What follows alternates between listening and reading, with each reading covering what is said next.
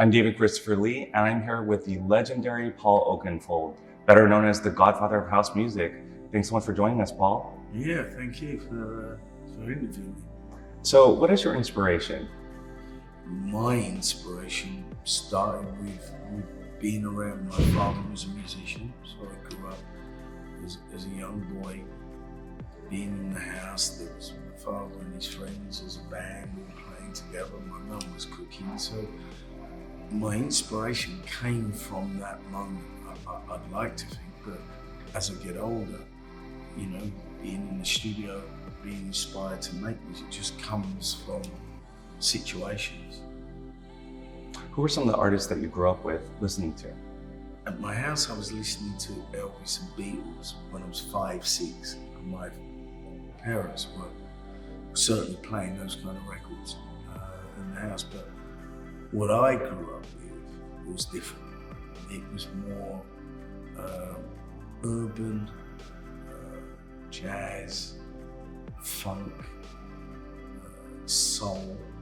That was the music that I grew up with, that I really enjoyed. And it wasn't dance music, it was more American soulful music. So if you were to describe your music style to somebody that hasn't heard your music, how would you describe it? My style of music and what I enjoy playing or making is melodic, emotional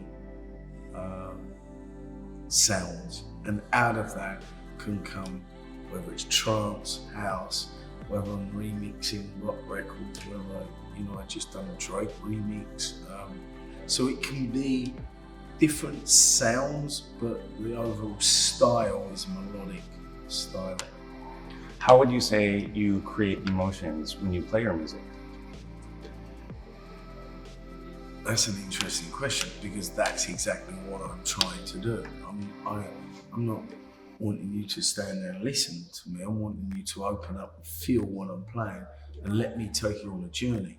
And that journey is through music that is a creative moment that I'm trying to find where I do connect.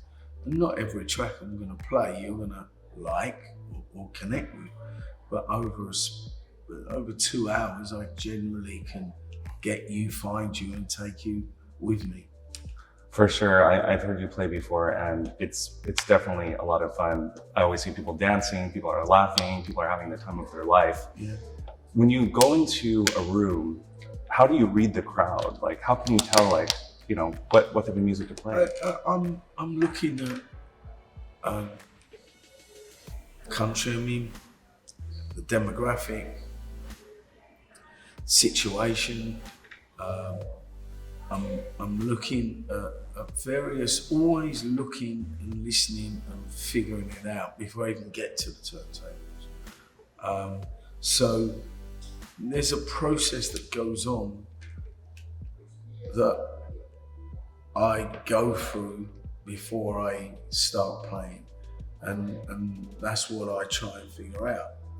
And then if I can lock that down, and then I can go where I want to go. Look, I don't really have a set in my mind. Why? In case you start playing tunes that don't work. For instance, I played on Saturday to an older demographic in a commercial venue. So I was like, okay, so let me figure this out. Classics, some of my older tunes, some songs that they know but different interpretation, with brand new music, and it went well. If I'm playing more of an underground set, the tempo will be slower, it will be 90% of music that they don't know, hence the word underground. The festival would be more big tunes, big moments, songs that you can grasp onto with sounds that are massive. It's reading the crowd. Now, you've played all over the world at some of the most exotic locations, like the Great Wall. What would be one of your dream locations to play at? Right, the dream location is for me where I am in my career is a challenge. the challenge outside of a nightclub. I mean, I've been very fortunate to play, you know, amazing shows, whether it's the Olympics or for Nelson Mandela or the Hollywood Bowl. But it's the challenge of playing outside of a musical venue like Stonehenge, Mount Everest, Area 51, Great Wall of China. These are, and the awareness of why are you doing that? Well, here's why.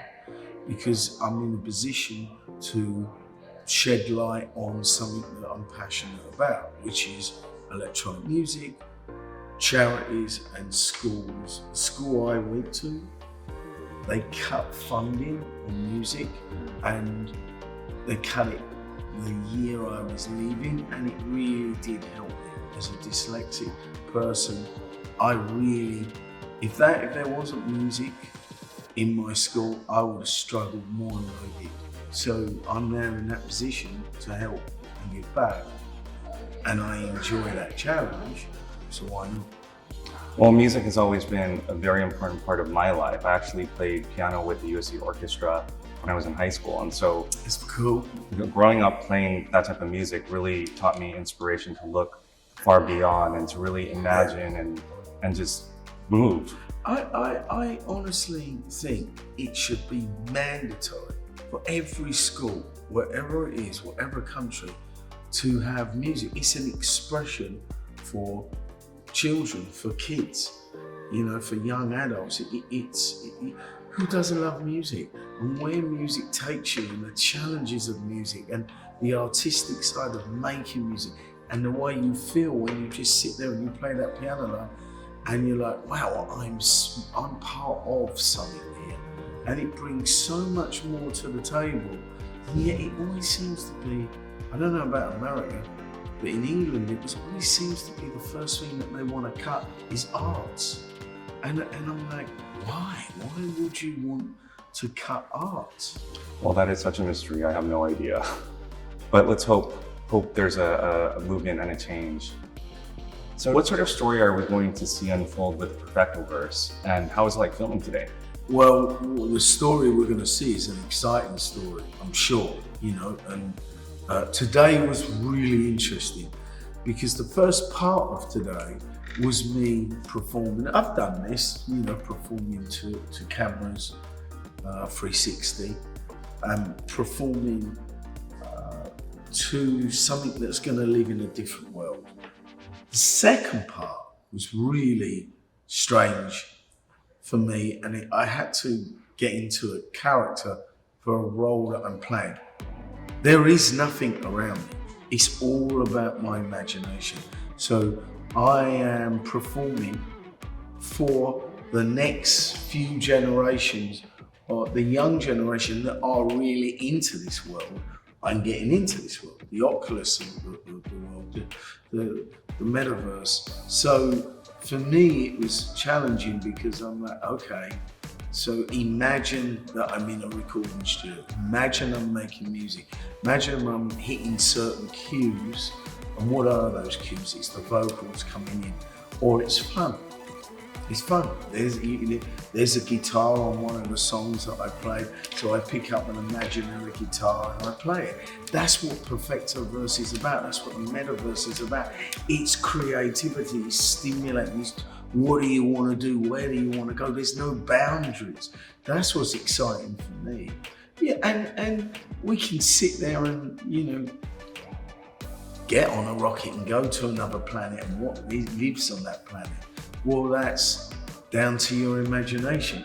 And that's what I find really interesting. Well, it's incredible to experience it here on Earth. Yeah, no, exactly. You know, it's not like I certainly ain't going to get on a rocket and go to Mars, but in the Perfectoverse, I can go anywhere I want to go and bring all my friends. Incredible. After spanning your career for 3 decades, how do you keep things exciting? How do you keep things fresh? Embracing change. Not everything you're going to like or be into, but be aware of it, you know. Don't even understand some of it, but I'm open to learning and listening, and I think that's what keeps you fresh and interesting. And dance music's always been about that. There's always new sounds and new ideas, and you're always being inspired, whether it's with colleagues, whether it's not. So if I'm in the studio, generally I'm in the studio all week, and at the weekends I'm playing, right? So I'm always trying new ideas out. And I think that's what keeps a lot of artists in the dance world fresh and new. You have an upcoming autobiography coming out. Would you say that it's true to experience, or is it unfiltered? No, it's unfiltered. Listen, first of all, the world doesn't need another book, right? And they don't. So why? The question behind the question is why, right? And I touched on it briefly. Music's been kind to me. I've seen the world many times through music.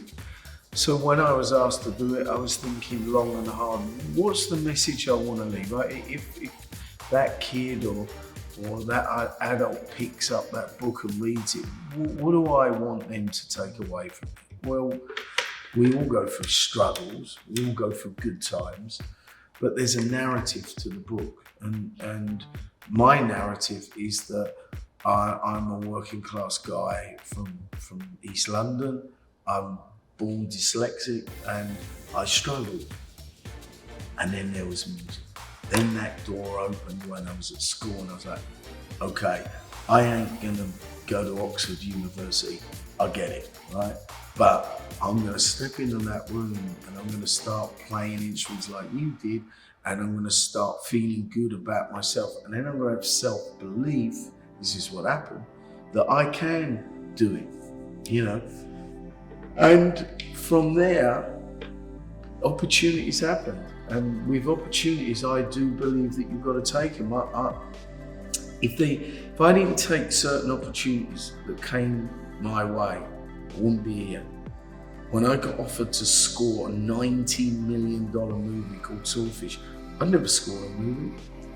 I was nervous. I was like, can I do it? I don't know. I don't want to let anyone down. But I went away for 3 months and learned as much as I could. So when I stepped through that door, I was confident that I could do it. I put a good team around me and I believed in myself. And that's the message of the book. Whatever you do in life, you've got to believe in yourself. Because generally people ain't gonna do much for you. It's gotta be about you. And if you're on that path and you do well, and you're in a position to help, and with my record company and my experience and knowledge of many years in the music business, that's why I started a record label. I can help support and guide young, new artists, and I enjoy it. I really do enjoy it. So that's the message from the book. Hopefully someone reads it, and if they take something from it, then great. Well, I can't wait to read it. Your story is definitely incredibly inspiring, and thank you so much. Thank you.